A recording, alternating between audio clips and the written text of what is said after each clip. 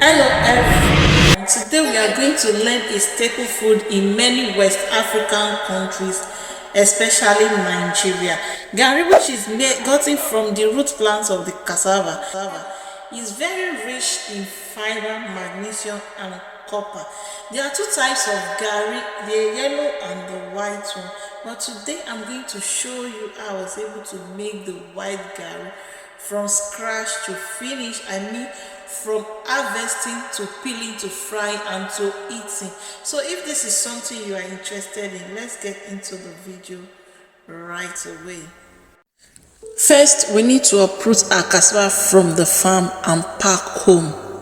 The root of the cassava plant is what is needed for the production of garri.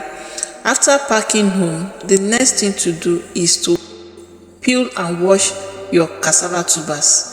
Use a knife to carefully remove the thick outer skin. Once peeled, rinse the cassava thoroughly in clean water. It is important to use a clean water to wash your cassava to avoid sands or impurities that may come with it. So the next step after washing and peeling is grating. Grating of the cassava is important it is important to ensure the cassava is well prepared for fermentation. So after grating, the next thing is just to pour into a sack, a clean sack, and tie securely. Tie the cassava securely in and allow to ferment for about 2 to 4 days, depending on how sour you want your cassava to be or you want your garri to be. Fermentation helps to reduce the cyanide content and gives the garri its distinct sour taste.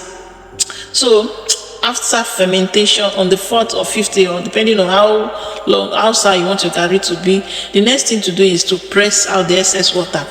The excess water, you can use the cassava press or use heavy weight to squeeze out as much water as possible. This process might take several hours before it can be achieved, but the drier the cassava, the easier it will be to fry into garri.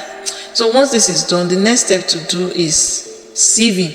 Once the cassava paste is adequately pressed, we need to sieve it to remove any fibrous material that was not properly grated. So use fine mesh to sieve the cassava to achieve a smooth and consistent texture. So the next step again after sieving is frying. Now the frying of our cassava, just put a large flat pan over a medium heat and add the sieved cassava. Stir continuously to prevent burning and ensure even cooking. Keep stirring until the cassava granules are dry and crispy. This can take about 20 to 30 minutes per session. Yes. Once fried, spread the cassava out on a clean bowl or tray to cool completely. You can store in an airtight container to keep it fresh. And depending on how dry your garri is, some garri can take as much as 1 year at home without getting spoiled. So it is best to dry, or if you want your garri to last longer, it is best to fry to a very dry texture, a crisp texture.